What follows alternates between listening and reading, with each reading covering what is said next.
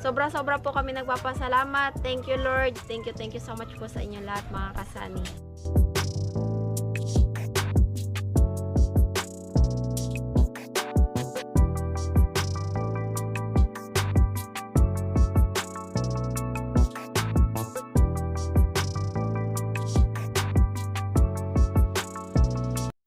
Siya yung tao na handang tumulong sa nangangailangan. Hirap ng buhay at pagsubok man ay naranasan. Nagsumikap makaahon ng narap lahat ng alon. Siya si sanay parason na tubong taga mas matik. Isang tao lang maghirap pero may pagsusumikap. Sa din sa may pangarap na tumulong sa mahirap. Sa simpleng paraan naghahati ng kasiyahan sa mga kababayan at nahihirapan. Hati niya ay saya kasama ang munting ayuda para Yung magandang hapon mga kasani, panibagong araw, panibagong vlog na naman to. Bali ngayong araw po mga kasani, pupunta tayo dun sa alaga natin at papakainin po natin yon. Maraming salamat sa suporta at tiwala nyo mga kasani.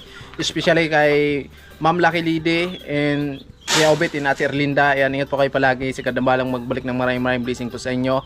At abangan nyo sa part ng ating vlog na ito mga kasani. Meron tayong good news para dun sa bahay ni Ramel, no? At bali nag-ready na po si Inday para sa pagkain ng aming mga alaga.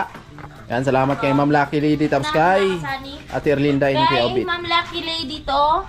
Dito kay Ate Erlinda. Ayan.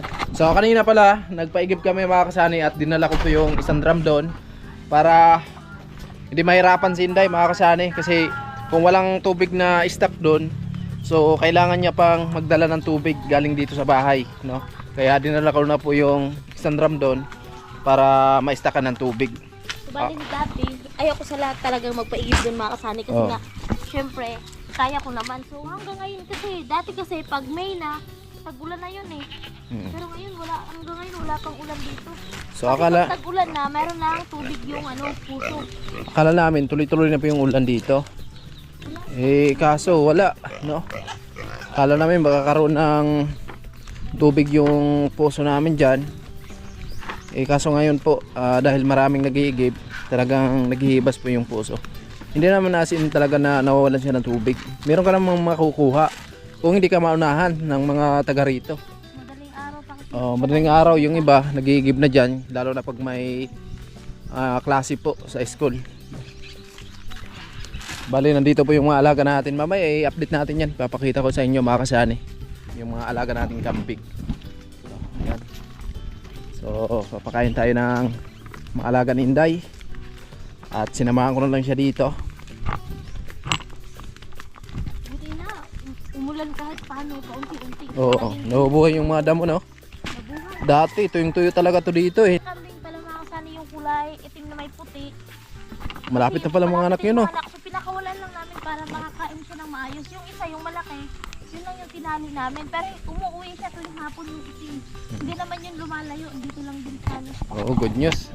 Malapit-lapit na po na mga anak yung isang alaga nating kambing, no? At salamat kay Ma'am Lucky Lady sa tiwala at suporta sa amin. Ayan, so paparamihin natin yung kambing kasi kung sakali na magbakasyon dito si Ma'am Lucky, so meron tayong papaitan. Iwan ko kung kakain si Ma'am Lucky ng kambing. Kambing na luto ha, hindi hilaw. Ayan. Ito yung inahin na alaga ni Bia. Malaki siya mga kasani. Nag-iisang inahin nila. At bali nandito na po tayo sa ating munting alagaan ng mga maliliit nating biik. At ito na po yung tubig. Muna natin babad. Magdinis muna tayo ng mga dumi ng baboy. Umaga at hapon, maglilinis tayo mga kasani. Perfect. Maganda talaga pag may stock ng tubig dito, no? Hindi ka masyadong mahirapan ba? Mas maganda yung ginagamit na pang spray. O kasi isang balde lang, Mailinis mo na lahat.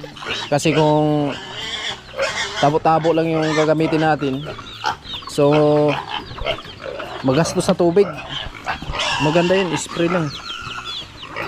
Pero kung wala, tsaga-tsaga na lang tayo. Alright. Yan, linis mo na, linis. Umaga at hapon. Ayan ang ginagawa natin dito, mga kasani. Naglilinis para hindi madumi tingnan, no? At mamaya maglinis kami dito. Sunugin namin yung mga medyo makalat.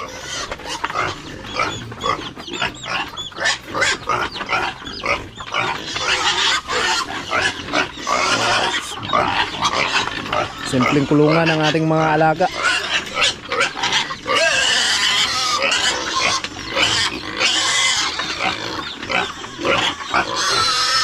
Litsunin na to. Litsunin na. Si puti.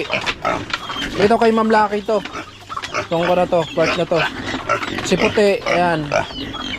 Mabait yan si puti, mabait. At ito naman kay pinabaitin natin Erlinda. Ayan si itim. Ayan, balilima rin yan sila. Dalawa dito, tatlo. Pwedeng na litsunin. Malaki na sila, mga kasali. Kaya mga babae yan, babae taros to, lalaki to, yung dalawa. Bilis lang. Sigawa. Bilis lang buyag. Puti oh. Ay, puti. Dati na mabuhay kasi puti ngayon dito. Oh. Si puti magandang gawin tong inahin si puti. Magandang gawin, inahin.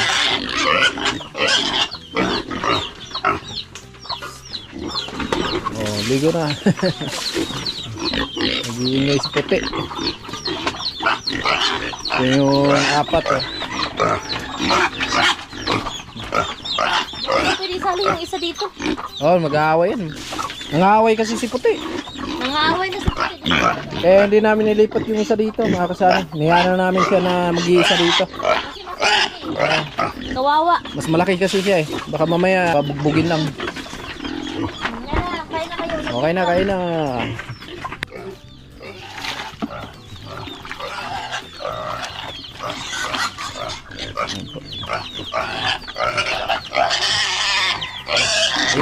Ang ingay ni puti.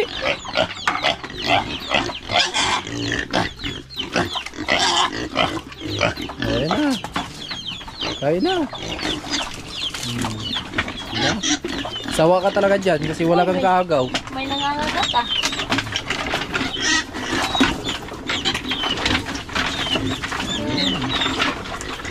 Sawa si puti kasi nag-iisa lang.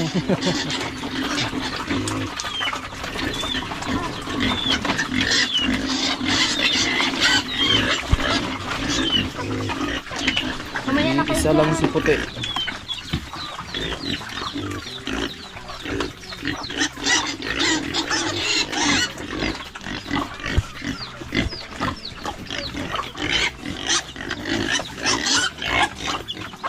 Sa kabila. Bigyan pa natin tubig. Laki nyo na. Laki nyo na. No? Bilis nyo Hindi, na mas laki. malaki na kasi natin ito nabili. 260 yung isa nito eh. Oh. Yung doon, 2,250 lang. Bibili tayo ng pagkain nito, hindi na starter. Sa sunod. Brewer na. Sa sunod. Oo. Ubusin lang yun. Oo, ubusin lang yun. Brewer. Magkano yung isang sako na? Mas medyo mababa lang yun. 100 siguro sa ano. Kaysa starter. Brewer na natin pala to. Pero mabilis yung makakataba ng baboy. Yun? Ito mga good boy to eh. Puro to lalaki. Lalaki Mga sila. nakapo na to, mga mag 2 weeks na. Ayan, ito yung kay Ate Erlinda. Mga good boy, hindi talaga na nilalagyan ng dumi yung ano nila. Bait Yung nila eh. pagkain nila, yung kainan nila. Inaano ko kasi pag inaalis ko yung gulong mabigat kasi yan eh. Mabigat talaga yun. Mabigat. Mabigat kasi yan. Minsan kasi inaantay ko sila bago matapos kumain bago ako alis. Minsan din kapag nagmamadali, so iniiwan ko na lang na kumakain sila.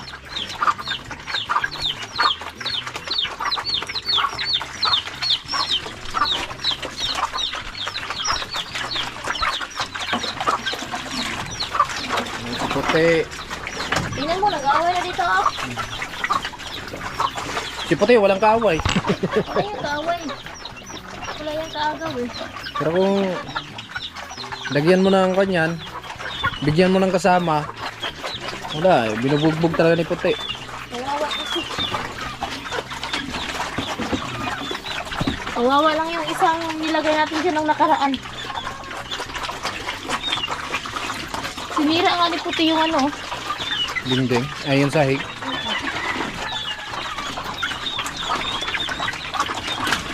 Nag-aaway oh. Mga 20 kilos na siguro to. Mga 20 no? May git.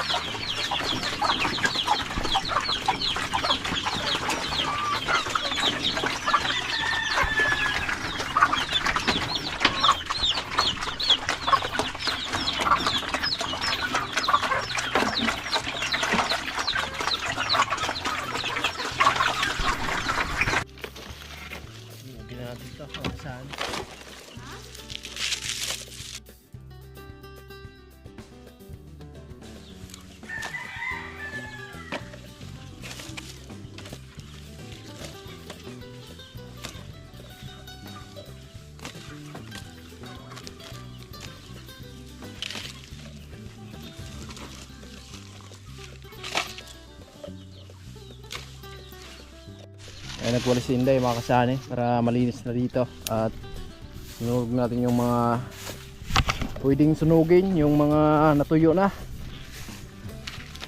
Maganda naman siya tingnan dito, malinis at iwas sa mga lamok. Pag maraming lamok din, nalamok yung mga alaga nating baboy.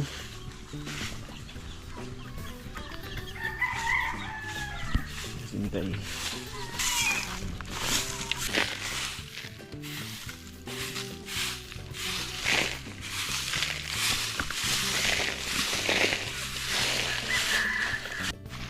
Snowy na. At simple lang yung kulungan natin. At least malinis.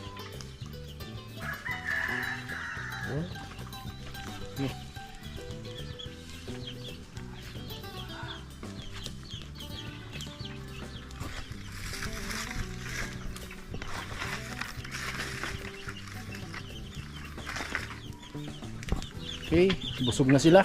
Wala na, tahimik na. Ano po? Lakas ng apoy. Malinis. Grabe, ganda. Ang ganda tingnan ng paligid basta malinis, no? Kailangan may talaga, pausok talaga pag tuwing hapon. Para iwas sa mga lamok, mga kasani.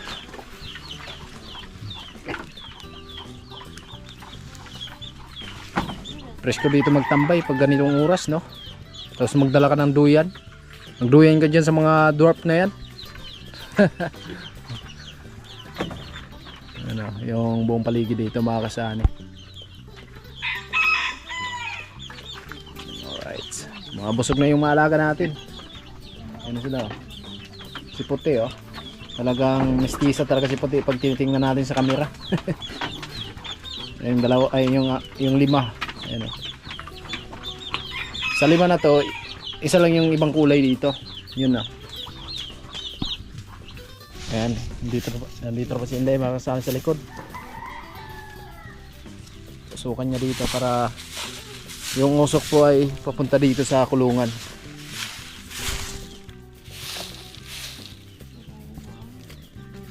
So hindi naman gaano mainit dito mga kasanay dahil meron ng pong kahoy, no? May mga punong kahoy dito sa likod. Ayan. So hindi sila gaano mainitan. Okay. Yan ang malupit na kamakot.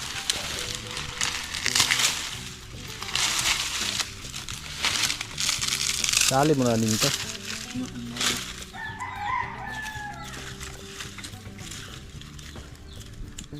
Tapos dali natin yung scatter dito. Baka bukas or sunod na araw. Scatter natin to. Ayan, salamat kay Ma'am Lucky. Talagang gamit na gamit natin yun mga kasani pag lalo na ganito. Medyo mahaba na yung mga damo dito sa paligid ng kulungan ng ating mga alaga. So yan, gamitin natin yun dito.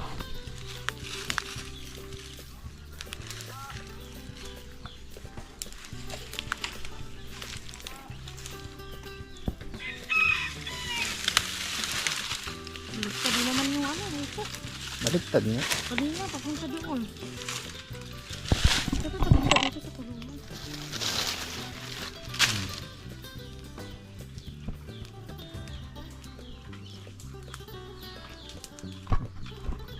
Wala akong lisko.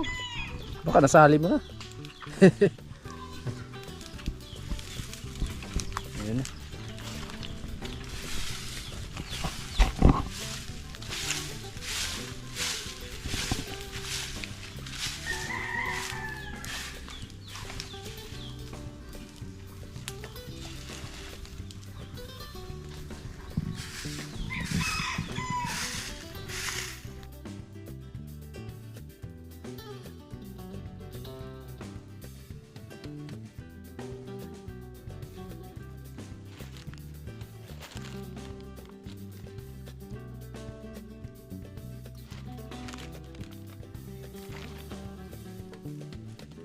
Ay, pauwi na kami mga kasani.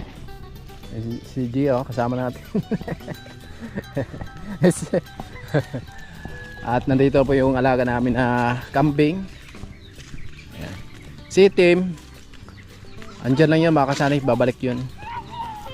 Pag tuwing hapon kasi, umuwi yan sila dun sa bahay. Doon namin dinadala. Ayan na. Dalim na.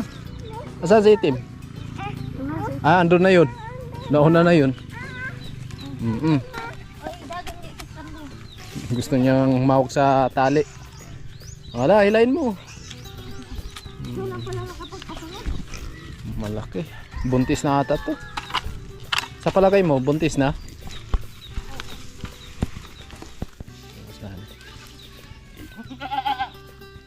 Ay, andito si Tim. Dali na. Malapit na itong mga anak, mga kasani. Ilang araw na lang. Mga anak na yan si Tim.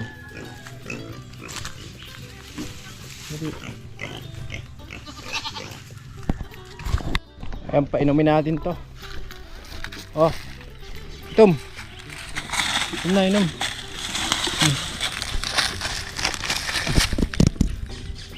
Wow, si Tom ah. Lapit na yung mga anak, mga kasani. Malaki na yung tiyan nyo.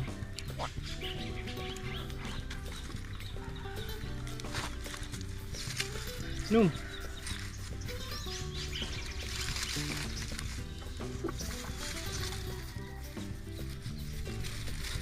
Pag tuwing hapon talaga umiinom sila mga kasama.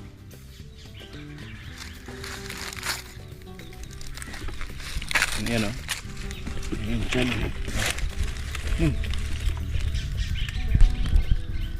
Ayaw ni ko na. Ayaw ni Brakuda. Oh.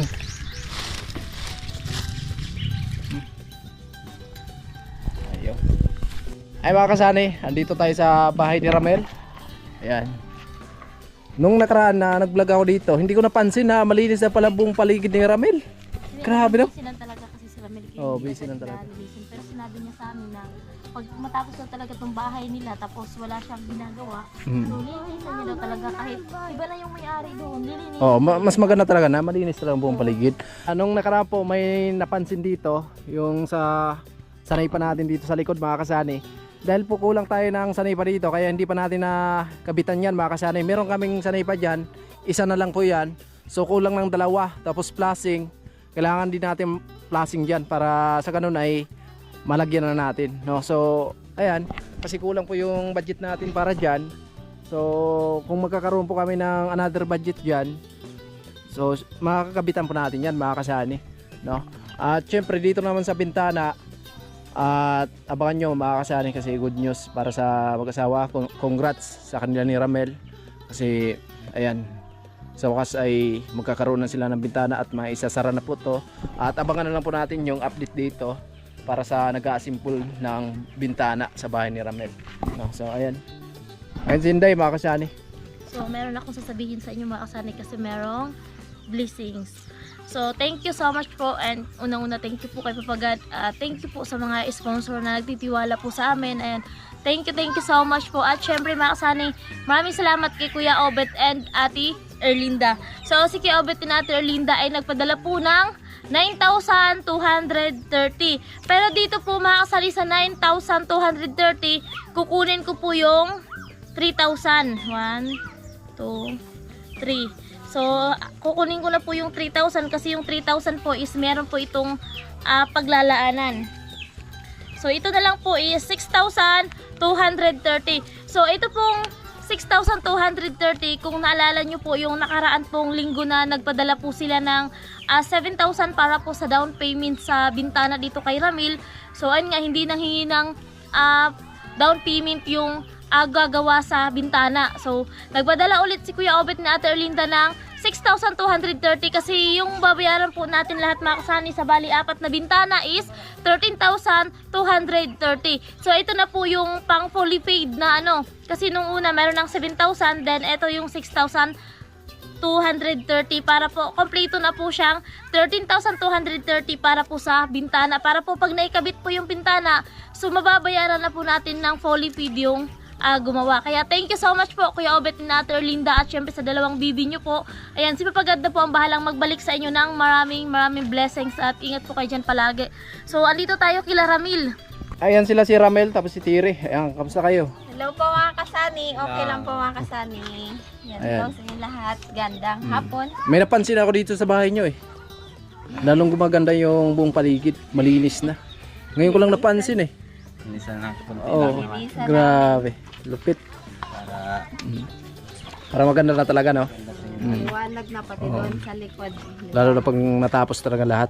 Yan, so ngayon may good news tayo from Kuya Obet ni Ate Erlinda. Nung nakaraan, di ba, nagpadala sila ng down payment para sa bintana. So, ayan, another nagpadala sila ngayon para makumpleto na yung bayad natin sa bintana para sa bahay nyo. Ayan, bilangin mo, Ter. Hawakin mo si Ramel. Parang mo maghawak. Hindi, ako magbigay sa Oh, iyo. ayan. 1, 2, 3, 4, 5, 6, 6,200. Ayan. Ay, ito. May kuwan pa pala. Barya. Ayan na yung pangko natin. Polipid. Pulipid na doon sa gawang bintana. Pang polipid natin sa bintana. Maraming salamat talaga kay Kuya Obet at Ate Erlinda kasi magkakaroon ng bintana. Ayan. Yan, thank you so much po talaga sa inyong lahat po mga kasani, lalong-lalo na po sa lahat po ng sponsor na nag-share po ng blessing dito po sa bahay namin. Kila Kuya Obet and Ate Erlinda, Kuya Bruce, Kuyang N Family, Kuya Rolando and Ate Helen, Sir Cabalen, Sir Ruben, Ma'am Lucky Lady, at kay Ma'am na hindi nagpapakilala. Maraming salamat po sa inyong lahat mga kasani. Ayan, walang katapusang pasasalamat po sa inyong lahat. At kung hindi po dahil po sa inyong lahat ay hindi po ito mabubuo itong bahay po namin. Kaya sobra po kami nagpapasalamat. Thank you Lord. Thank you so much po sa inyong lahat mga kasani. Ayan. So, baka next week daw may kakabit na nila yung bintana kasi marami pa silang kumbaga na asimbol ngayon na mga bintana, kumbaga yung sa atin ay medyo nahuli, no? Pero may kakabit nila baka next week, Mel, may kakabit na yung bintana. So antay-antay lang tayo, di ba? At least andito na yung budget, ibabayad na lang natin sa magkakabit dito. Yung kabuang pera kasi ito sana yung pang down payment, tapos ito yung pang polipod, so hindi nanghingi ng down payment. Kaya ito bali ano to mga kasani, bali 13,230 to lahat. Pero bilangin nyo pa rin para Ako naman ikaw naman, Mel. Para sure talaga. 1, Oh, 2, 3, 4, 5, 6, 7.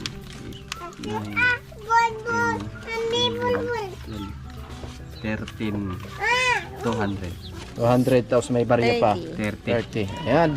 Yan na yung kulipid natin sa bintana nyo. Sobrang salamat po talaga Kuya Obet and Ate Erlinda. More blessing to come pa po ang darating sa inyo at good health po. Lalong-lalo na po sa dalawa niyo pong anak. Kaya thank you so much po. Alright.